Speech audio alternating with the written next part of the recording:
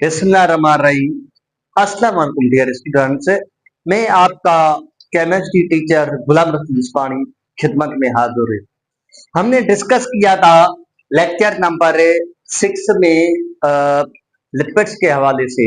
आज हमारा class 10th का बायोकेमिस्ट्री का लास्ट लेक्चर है, वो डीएनए और आरएनए के मुताबिक होगा। अच्छा, सबसे पहले ये आपको मैं बताता चलूं कि जो हमारा न्यूक्लिक एसिड है, न्यूक्लिक एसिड में वो first of all nucleic acid were discovered in nuclei of the WBC in 1868। 1868 में ये डिस्कवर किया डब्ल्यूबीसी। जो डेट जो डब्ल्यूबीसी थे वो आइसोलेटेड किया गया। यहाँ पे मैंने लिखा है इन 1868 एंड द स्पर्म इन 18 मतलब 1872 में वो स्पर्म में से बाय द कौन सा साइंटिस्ट था? Friedrich Miescher. He collected the WBC from the dead WBC pus. Pus उसको कहते हैं जो हमारे डेड डब्ल्यूबीसी होते हैं। एक्चुअली ये डीएनए की स्टडी नहीं कर रहा था, ये तो डब्ल्यूबीसी की स्टडी कर रहा था। वहां से उसको एक चीज नजर आई जिसको इसने वाइसेट सेल में देखा, आइसोलेटेड किया, तो उसमें उसको क्या मिला? न्यूक्लियन। न्यूक्लियन। उसके बाद रिचर्ड्स अल्टमान से रिचर्ड्स अल्टमैन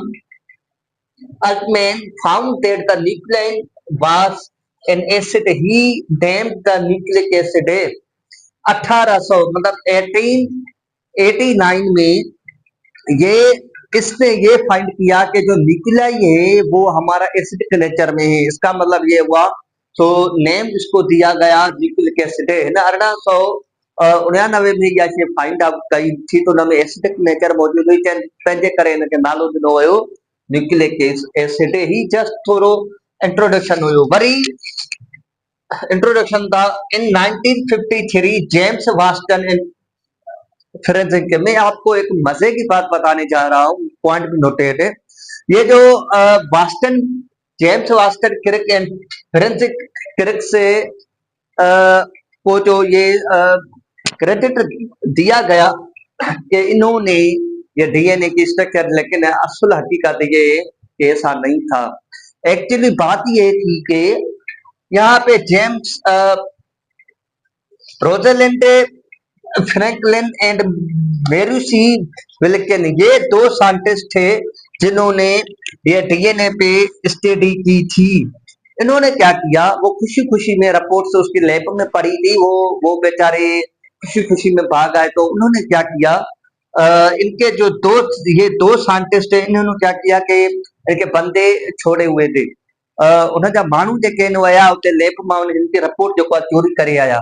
एक्चुअली जेके हकीकत जेके पंहिंजो जेके हक़दार आहिनि, एक्चुअली जो हकीकी जो किरदार है वो ये दो साइंटिस्ट है जिन्होंने डीएनए की स्ट्रक्चर पर स्टडी की थी। मजीद जाहिर बात है उनको सपोर्ट मिली, उनको एक चीज सामने नजर आई तो उन्होंने मजीद स्टडी की। एक्चुअल हकीकत बात ये, वरना ये जो डीएनए की स्ट्रक्चर के हवाले से था, ये था ये दोनों साइंटिस्ट थे, उनमें मतलब उन्होंने ये हमें बताया। अब हम डिस्कस करेंगे न्यूक्लिक एसिड। न्यूक्लिक एसिड की कंपोजिशन क्या है? The monomers of nucleic acid called nucleotide. Nucleotide इसको हम ऐसे भी कहते हैं the smaller segment of nucleic acid, जो छोटे सेगमेंट है न्यूक्लिक एसिड के।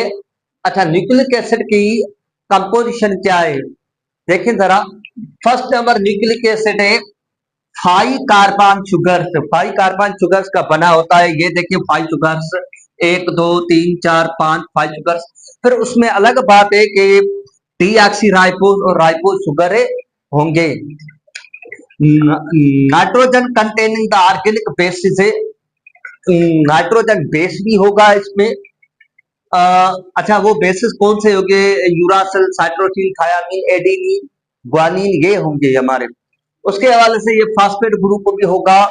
मतलब जो हमारी रिंग है, जो मतलब पेंटोस मतलब शुगर जो हमारी रिंग है डीऑक्सीराइबोस, जो उस रिंग में नाइट्रोजन बेस भी फर्स्ट नंबर कार्बन पे जुड़ा होगा। मैं ये यहाँ पे समझा रहा हूँ। तो ये हमारा डीऑक्सी राइबोज और राइबोज, राइबोज और डीऑक्सी राइबोज में क्या फर्क है? देखें जरा, यहाँ पे कार्बन नंबर 2, यहाँ पे कार्बन नंबर 2 पे, यहाँ भी एशिया, यहाँ भी एशिया, ये तो बात सेम हो गई। लेकिन यहाँ पे नीचे जो है, यहाँ पे एशिया और यहाँ पे ओएसए। असल बात ये है कि एक ऑक्सीजन का डिफरेंस होता है, यहाँ पे ऑक्सीजन एक ज्यादा है, यहाँ पे ऑक्सीजन एक कम में, इसलिए। अच्छा, स्ट्रक्चर ऑफ न्यूक्लियोटाइड, न्यूक्लियोटाइड की स्ट्रक्चर क्या है मैं आपको बताता चलूं। जो न्यूक्लियोटाइड की स्ट्रक्चर है उसमें फर्स्ट नंबर कार्बन पे, फर्स्ट नंबर कार्बन पे वो उसके साथ नाइट्रोजन बेस जुड़ा हुआ है। वो जो नाइट्रोजन बेस जुड़ा हुआ है वो थ्रू द ग्लाइकोसाइडिक बॉन्ड के थ्रू जुड़ा हुआ है, ग्लाइकोसाइडिक बॉन्ड है। और फिफ्थ नंबर कार्बन पे फास्फो ईस्टर बॉन्ड जुड़ा हुआ है। यहाँ से ऑक्सीजन और यहाँ से OH निकलेगा तो वाटर रिमूव होगा। और यहाँ भी क्या होगा कि दो एश हाइड्रोजन और एक ऑक्सीजन निकलेगी तो वाटर रिमूव होगा।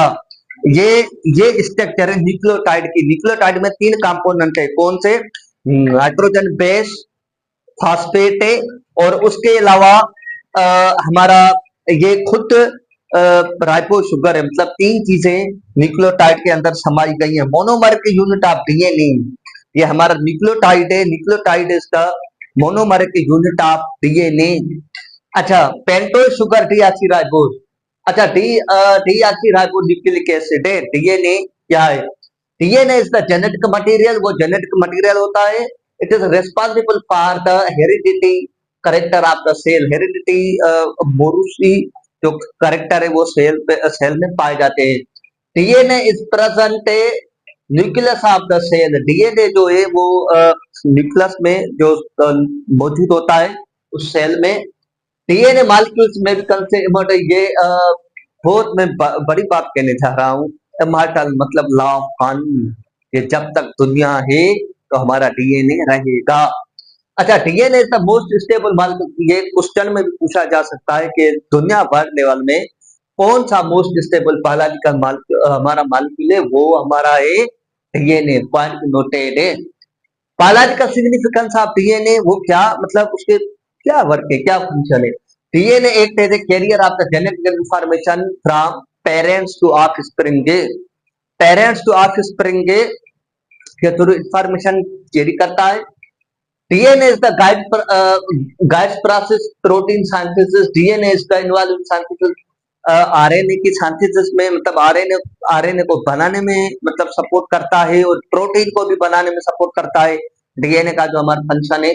स्ट्रक्चर ऑफ डीएनए, स्ट्रक्चर कैसी होगी डीएनए की? पहले तो मैंने आपको न्यूक्लियोटाइड समझाया। न्यूक्लियोटाइड में शुगर है, उसके फर्स्ट नंबर कार्बन पर नाइट्रोजन बेस जुड़ा हुआ है, और सेकंड नंबर कार्बन पे, सॉरी फिफ्थ नंबर कार्बन पे हमारा क्या है? फास्फेट ग्रुप उसके साथ अटैच है। लेकिन एक न्यूक्लियोटाइड दूसरे, मतलब ये न्यूक्लियोटाइड है, ये भी न्यूक्लियोटाइड है, ये एक न्यूक्लियोटाइड दूसरे न्यूक्लियोटाइड के साथ कैसे जुड़े हुए हैं? ये किसी तरह से देखिए जरा, यहाँ पे क्या है कि 3 नंबर कार्बन पे और ये फिफ्थ नंबर कार्बन पे, 3 नंबर कार्बन का फास्फेट और फिफ्थ नंबर कार्बन में यहाँ पे दूसरे न्यूक्लियोटाइड्स के साथ अटैच है। ये इसी तरह ये एक दूसरे के साथ अटैच है। यहाँ पे मैंने आपको बताया था कि फास्फेट और फिफ्थ नंबर कार्बन में जो फास्फेट ग्रुप है उसके बीच में कौन सा बांड था? फास्फो ईस्टर बांड था। ये ये 3 नंबर कार्बन और 5 नंबर कार्बन इसी तरह से ये अटैच है। ये अच्छा, ये डबल हेलिक्स स्ट्रक्चर है ना, ये एक दूसरे के एंटी पैरेलल है। मतलब ये स्ट्रक्चर, ये मिसाल पेन में आपको दिखा रहा हूँ, ये पेन इसी तरह से और ये पेन इसी उल्टी होगी, तो स्ट्रक्चर भी इसी तरह से होगी हमारी डीएनए की। देखिए जरा, यहाँ पे मैंने यहाँ पे इसको सीधा रखा है न्यूक्लियोटाइड को, पॉइंट नोटेड, और दूसरे न्यूक्लियोटाइड को उल्टा किया है, उल्टा किया है मैंने। देखिए यहाँ पे अब क्या हुआ कि यहाँ से फर्स्ट नंबर कार्बन पर है और यहाँ से भी फर्स्ट नंबर कार्बन, ये दोनों ये आपस में थ्रू द हाइड्रोजन बॉन्ड के थ्रू जुड़े हुए हैं। कैसे? देखें जरा, फर्स्ट नंबर का यहाँ पे देखें एडिनोन और थायामीन के 2 बॉन्ड है, 2 हाइड्रोजन बॉन्ड है, और थायामीन और एडेनिन के 2 बांड है, हाइड्रोजन बांड है, और ग्वानिन और साइटोसिन के 3 बांड है। पॉइंट भी नोटेड, यहाँ पे ग्वानिन और साइटोसिन के बीच में तो ट्रिपल बांड है। जितने बांड ज्यादा होंगे उतनी हमारी जो है डीएनए स्ट्रक्चर स्ट्रांग होगी, डीएनए स्ट्रांग होगा। इसी हवाले से ये आपको ज़हन में रखनी चाहिए बात कि एक न्यूक्लियोटाइड दूसरे के साथ कैसे जुड़ता है by the through hydrogen bond. Point में नोट, ये सवाल पूछा जा सकता है कि भाई एक न्यूक्लियोटाइड दूसरे के साथ कैसे जुड़ता है। यहाँ पे भी सेम फंडा है, फर्स्ट नंबर कार्बन पे फर्स्ट, और यहाँ पे थर्ड नंबर कार्बन पे जो हमारे ये रिंग्स जो फास्फेट ग्रुप है इसके साथ अटैच है। अच्छा, ये 5 नाइट्रोजन बेसिस जो है हमारे प्यूरिन और पैरामीडीन, और प्यूरिन जो है हमारा इसमें एडेनिन और ग्वानिन अटैच है, और जो सिंगल रिंग है इसमें इसकी जो रिंग है वो क्या है, 9th मेंबर से। कैसे, 1 2 3 4 5 6 7 8 9, 9th रिंग है। इसमें क्या है, 2 चीजें हैं सब, जस्ट एडेनिन और ग्वानिन प्यूरिन में, और यहाँ पे पैरामीडीन में क्या है, सिंगल रिंग 6 मेंबर है। यहाँ पे इसमें क्या मौजूद है, याद करने का 16 जो हमारा टोटका है, ये कि कट, साइटोसिन, यूरासिल और थायामीन, ये चीजें इसमें मौजूद है।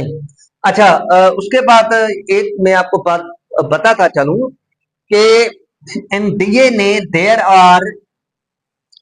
there are 4 different nitrogen bases which are the adenine, guanine, cytosine and thiamine। adenine, guanine और cytosine और thiamine।